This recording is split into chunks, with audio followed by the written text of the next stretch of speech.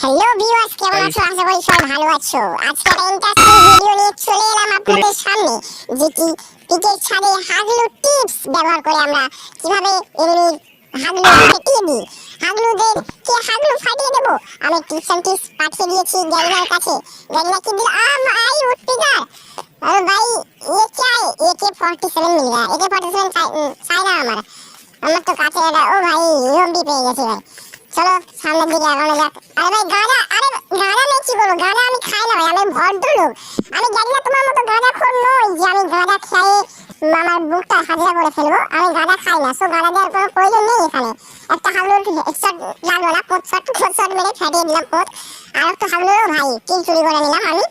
আর একটা হাগলু দেখা যাচ্ছে ভাই, পোস্ট মেরে পোতটা ফাটিয়ে দিলাম। আর একটা হাগলু ওই যাচ্ছে, পোত ফাটিয়ে দিলাম।